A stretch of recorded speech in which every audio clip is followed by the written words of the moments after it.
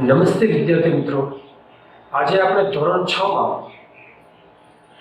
અપૂર્ણાંક સંખ્યા પ્રકરણમાં સમઅપૂર્ણાંક વિશે સમજ મેળવવાના છીએ। વિદ્યાર્થી મિત્રો, આપણે અપૂર્ણાંકને આકૃતિ સાથે તેમજ સંખ્યા રેખાઓ પર શીખ્યા। તમે અહીંયા જોઈ શકો છો કે અપૂર્ણાંકની ત્રણ આકૃતિઓ આપવામાં આવી છે। અહીંયા તમે જોશો કે એક આકૃતિના બે ભાગ છે, જેમાંથી એક ભાગને છાયાંકિત કરેલ છે, એટલે કે આ અપૂર્ણાંક એક દ્વિતીયાંશ અપૂર્ણાંક છે। એ જ રીતે અહીંયા બીજો અપૂર્ણાંક આપેલો છે, જેમાં એક આકૃતિના ચાર ભાગ કર્યા છે, એટલે અહીંયા છેદ 4 થશે અને એમાંથી બે ભાગને છાયાંકિત કરેલ છે, તો આ અપૂર્ણાંક છે એ 2/4 અપૂર્ણાંક થશે। એ જ રીતે અહીંયા એક આકૃતિના 6 ભાગ કરવામાં આવેલા છે અને એમાંથી 3 ભાગ છાયાંકિત કરેલ છે, તો આ અપૂર્ણાંક છે એ 3/6 એટલે કે 3/6 થશે। તમે અહીંયા જોશો કે આ દરેક અપૂર્ણાંક ના છેદ અલગ અલગ છે, અહીંયા 2, 4, 6, જ્યારે એના અંશ પણ અલગ છે। તો અલગ છેદ અને અંશ ધરાવતી આ આકૃતિઓ જો તમે એકબીજા પર ગોઠવો, કાપીને એકબીજા પર ગોઠવવામાં આવે તો તમામ આકૃતિઓ સરખી છે, વળી એમનો જે છાયાંકિત ભાગ છે એ પણ સરખો થશે। તો તમને એ પ્રશ્ન થશે કે આકૃતિઓ સરખી છે તો અંશ અને છેદના અંકો અલગ કેમ?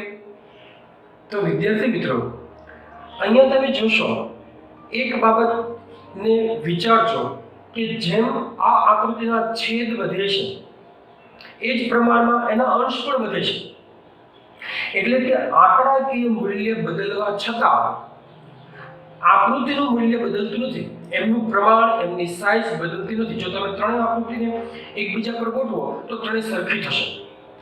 તો આવા અપૂર્ણાંકો કે જેના અંક ભલે જુદા છે પણ એમનું મૂલ્ય સરખું થાય છે, એવા અપૂર્ણાંકોને આપણે સમઅપૂર્ણાંકો કહીએ છીએ। આપણે થોડા વધુ સમઅપૂર્ણાંકો વિશે સમજીએ। અહીંયા તમે જોશો કે મેં 2/3 અપૂર્ણાંક લખેલા છે, તેમજ અહીંયા કેટલાક એક સરખી આકૃતિઓ છે। આપણે આ આકૃતિઓને સૌથી પહેલા 2/3 ભાગ તરીકે દર્શાવ્યો, તો તમે જોશો કે હું પહેલા ભાગ વડે 2/3 ભાગ દર્શાવું છું, તો 3 ભાગમાંથી 2 ભાગ એટલે કે 2/3। એ જ રીતે આ ભાગને હું લીલા ભાગ વડે દર્શાવું છું, તો 3માંથી 2 ભાગ આપણે 2/3 થશે। આ જ રીતે આગળની આકૃતિને હું લાલ ભાગથી દર્શાવું છું, તો તમે જોશો 3માંથી 2 ભાગ એ પણ 2/3 ભાગ જ છે। અહીંયા પણ 2/3 ભાગ છે, અહીંયા પણ 2/3 ભાગ છે અને અહીંયા પણ 2/3 ભાગ છે। આ તમામ આકૃતિઓ જે છાયાંકિત ભાગ છે, કલરવાળો ભાગ છે, એ 2/3 ભાગ દર્શાવે છે। તો તમે અહીંયા જોઈ શકો છો કે આ બે ભાગ જે 1/3 સ્વતંત્ર ભાગ છે, આખી આકૃતિનો આ 1/3 ભાગ છે, આ બીજો 1/3 ભાગ છે, અને બંને ભાગ થઈ અને 2/3 ભાગ બને છે। હવે વિદ્યાર્થી મિત્રો, અહીંયા સરખી લાગતી બધી જ આકૃતિઓ હું વચ્ચેથી ભાગ કરી દઉં। માનો કે આ આકૃતિના 3 ભાગ છે, પણ હું આખી આકૃતિને વચ્ચેથી વધુ 2 ભાગમાં વહેંચી દઉં, તો તમે જોશો કે હવે કુલ ભાગ 6 થવા જાય છે। હવે કુલ ભાગ 6 થાય છે અને એમાંથી છાયાંકિત ભાગ 4 થાય છે। માત્ર આકૃતિના ડબલ ભાગ કરવાથી એના કુલ ભાગ 3 કરતા બમણા થઈ જાય છે। એ જ રીતે સાથે સાથે એનો અંશ પણ બમણો થઈ જાય છે, એટલે કે 2/3 માત્ર 2 ભાગ કરવા આપણને એક નવો અપૂર્ણાંક મળે છે। પણ જો તમે આ જ આકૃતિને આના પર ગોઠવો તો એ બંને સરખા છે। તો આવા અપૂર્ણાંકને આપણે સમઅપૂર્ણાંક કહીએ। તમે કોઈ એક કાગળ લઈ એમાં ગળી પાડીને પણ આવા ભાગ કરી શકો। હવે ત્યાર પછીની આકૃતિ પણ 2/3 છે, પણ હું એમના સરખા 3 ભાગ કરું છું। અહીંયા આપણે 2 ભાગ કર્યા, હવે જે આખી આકૃતિ છે એના ઊભા 3 ભાગ હું કરીશ, તો તમે જોશો કે આ એક ભાગ, આ બીજો ભાગ અને આ ત્રીજો ભાગ થાય છે. તો તમે જોશો કે આકૃતિના જે 3 ભાગ હતા એ કુલ ભાગ 9 થયા છે અને એમાંથી છાયાંકિત ભાગ છે એ 6 થયા. 2 માંથી 3 ગણા કર્યા તો 6 ભાગ થયા. તો અહીંયા પણ આપણને એક નવો અપૂર્ણાંક મળ્યો, પણ એનું ખરેખર મૂલ્ય આ 2/3 કે 4/6 જેટલું જ છે. એ જ રીતે આ આકૃતિના 3 ના બદલે હું 4 ભાગ કરું છું. તમે જોશો કે આ આકૃતિના મેં ઊભી 3 લીટીઓ રેખાખંડ દોરી અને 3 માંથી 12 ભાગ કર્યા છે. તો તમે અહીંયા જોશો કે આ આકૃતિના જે 3 ભાગો હતા એના મેં ઊભા 3 લીટીઓ 3 રેખાખંડો દોરી અને 12 ભાગ કર્યા છે. એટલે કે હવે આપણી પાસે જે 3 ભાગ હતા એના બદલે કુલ ભાગ 12 મળે છે, જ્યારે એમાંથી છાયાંકિત ભાગો છે 4 ને 4 8 મળે છે. આ જ રીતે હું આ આકૃતિના ઊભા 5 ભાગ કરી દઉં છું. તો તમે જોશો અહીંયા 1 ભાગ, 2 ભાગ, 3 ભાગ, 4 ભાગ અને 5 ભાગ. જે 3 ભાગ હતા એને 5 વધુ ગુણવાથી, એટલે કે 5 ભાગ વધુ પાડવાથી 3 3 3 એમ 3 પંચા 15 ભાગ પડી જાય છે. એટલે કે હવે કુલ ભાગ આપણી પાસે 15 થાય છે અને એમાંથી 5 અને 5 10 ભાગ આપણે અહીંયા દર્શાવેલા છે. આ જ રીતે આ આકૃતિના હું વધુ 6 ભાગ કરું છું. તો તમે જોશો કે સૌથી પહેલા આપણે આ બાજુ 3 ભાગ કરીએ અને આ બાજુના 3 ભાગ કરીએ, એટલે 6 તેરી 18 ભાગ, કુલ આપણા આકૃતિના 18 ભાગ થશે અને એમાંથી 6 અને 6 12 ભાગ આપણે દર્શાવ્યા છે.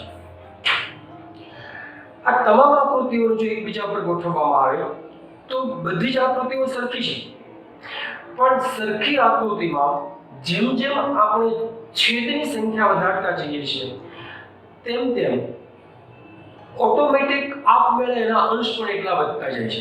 એટલે કે 2/3 આ આકૃતિ 2/3 હતી. તમે અહીંયા જોશો કે આ આકૃતિના પહેલા 3 ભાગ હતા, પણ આપણે એના 4 ગણા કરવાથી એમનો છેદ પણ 4 ગણો થયો છે. અહીંયા 2/3 હતા, એમના બંનેના આપણે 4 ગણા કર્યા છે, એટલે છેદ પણ 4 ગણો થયો છે. એ જ રીતે આપમેળે અંશ પણ 4 ગણો થાય છે. તો અંશ અને છેદને 4 વડે ગુણવાથી, એટલે કે 4 ગણા કરવાથી આપણને નવો અપૂર્ણાંક મળે છે. એ જ રીતે આ આકૃતિ અંશ અને છેદને 5 ગણા કરવાથી આપણને એક નવો અપૂર્ણાંક મળે છે. તો વિદ્યાર્થી મિત્રો, કોઈ પણ અપૂર્ણાંકના સમઅપૂર્ણાંક કરવાથી એમને 2 3 4 એવી સંખ્યા વડે ગુણવા પડે. આપણે ધ્યાન રાખવાનું છે કે જે સંખ્યા વડે તમે છેદનો ગુણાકાર કરો એ જ સંખ્યા વડે તમારે અંશનો પણ ગુણાકાર કરવો પડે. આ જ રીતે કોઈ અપૂર્ણાંકનો સમઅપૂર્ણાંક મેળવવા માટે જો બંને સંખ્યાને તમે કોઈ સંખ્યાથી ભાગી શકતા હોય તો તમે એનો ભાગાકાર પણ કરી શકો. જેમ કે તમે અહીંયા જોઈ શકો છો કે 12/18 અપૂર્ણાંક છે. તમે આને 3 વડે ભાગી શકો. જો તમે 12 અને 18 ને બંને સંખ્યાને 3 વડે ભાગો તો આપણને એક નવી સંખ્યા મળે જે 12/18 નો સમઅપૂર્ણાંક બનશે. એટલે કોઈ પણ અપૂર્ણાંકને એક જ સંખ્યા વડે અંશ અને છેદને ગુણતા કે જો શક્ય હોય તો એનો ભાગાકાર કરતા આપણને નવો સમઅપૂર્ણાંક મળે છે. એક વધુ સંખ્યા આપણે જોઈએ. અહીંયા આપણી પાસે 3 પંચમાંશ અપૂર્ણાંક છે.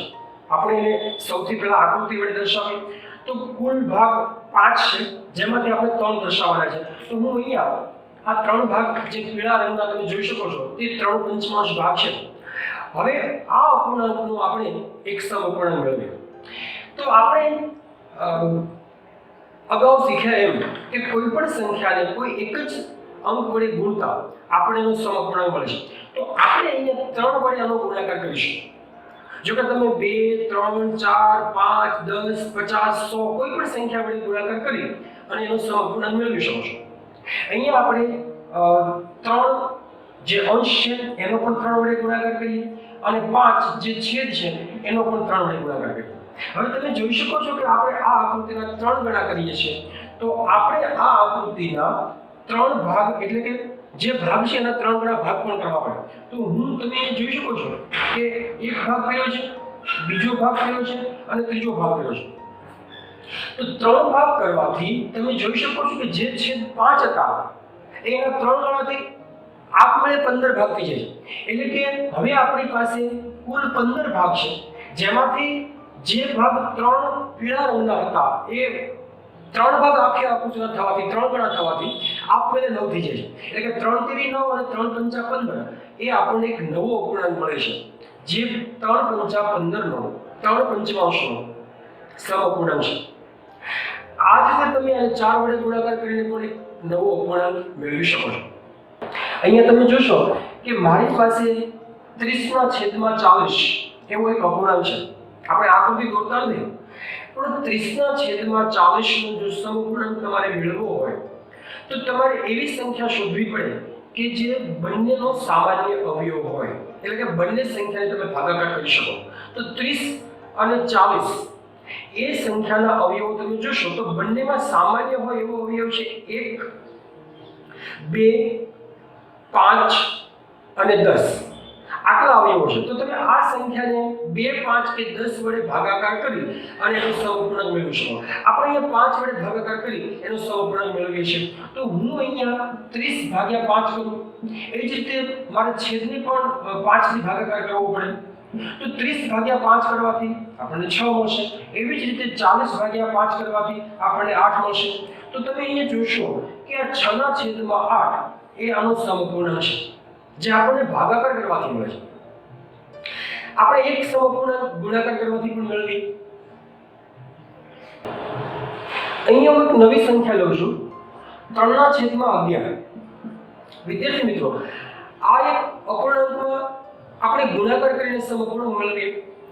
આપણે એનો ગુણાકાર 5 થી કરીએ તો 3/5 કરવાથી અને 11/5 કરવાથી આપણને એક નવો સમઅપૂર્ણાંક મળશે. તો 3 પંચા 15 થશે. એ જ રીતે 11 પંચા 55 થશે. તો 11/15/55 એ 3/11 નો એક નવો સમઅપૂર્ણાંક છે. હવે તમે સમજી શક્યા છો કે કોઈ પણ અપૂર્ણાંકના સમઅપૂર્ણાંક મેળવવા માટે તમે 2, 3, 4, 5 એવી સંખ્યાઓથી એને ગુણાકાર કરી શકો. અથવા તો જો શક્ય હોય અને બંને સંખ્યાનો સામાન્ય અવયવ તમને મળે તો એ સામાન્ય અવયવ વડે ભાગાકાર કરીને પણ તમે એ સંખ્યાના સમઅપૂર્ણાંક મેળવી શકો છો. એક બીજી વાત આપણે સમજીએ. અહીંયા મારી પાસે અપૂર્ણાંકોની 2 જોડ આપેલી છે. તમે જોઈ શકો છો કે એક જોડ અહીંયા છે, અપૂર્ણાંકની એક જોડ અહીંયા છે. હવે વિદ્યાર્થી મિત્રો, આપણે એ બાબતને સમજીએ કે આપેલા 2 અપૂર્ણાંકો સમઅપૂર્ણાંક છે કે નહીં તે આપણને સરળતાથી કઈ રીતે ખબર પડે. તો અહીંયા 3/7 અને 9/21 આ અપૂર્ણાંક સમઅપૂર્ણાંક છે કે કેમ તે જાણવા માટે તમારે આ બંને અપૂર્ણાંકને એકબીજાના અંશ અને છેદ સાથે ગુણવાના છે. તમે જોશો કે હું આ 3 અને 21 નો ગુણાકાર અહીંયા કરીશ તો મને 21 તેરી 63 મળશે. આ જ રીતે હું 9 અને 7 નો ગુણાકાર અહીંયા કરીશ તો મને 9 સત્તા 63 મળશે. જો તમને આ રીતે ક્રોસ ગુણાકાર કરવાથી સરખી સંખ્યા મળે તો તમારે સમજવાનું કે આ બંને અપૂર્ણાંકો એકબીજાના સમઅપૂર્ણાંક છે, જે તમે અહીંયા જોઈ શકો છો. આ જ રીતે આ ગુણાકાર આપણે અહીંયા કરીએ તો તમે અહીંયા જોશો કે હું 2 અને 18 નો ગુણાકાર કરું તો 18 તો 36 થશે. એ જ રીતે હું 5 અને 6 નો ગુણાકાર અહીંયા કરું છું તો 6 પંચા 30 થશે. અહીંયા તમે જુઓ 30 અને 36 એ અલગ સંખ્યા છે. તો આ બંને અપૂર્ણાંકો એકબીજાના સમઅપૂર્ણાંક નથી.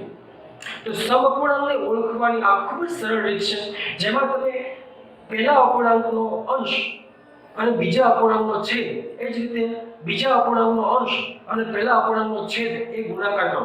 જો તમને સરખી સંખ્યા મળે તો એ બંને સમઅપૂર્ણાંકો છે, અને જો તમને અલગ અલગ સંખ્યા મળે તો એ બંને એકબીજાના સમઅપૂર્ણાંક નથી. તો વિદ્યાર્થી મિત્રો, તમારા પુસ્તકમાં આપેલ સ્વાધ્યાયની તમે પ્રેક્ટિસ કરશો. મળશો એક નવા વિડીયોમાં. જય હિન્દ.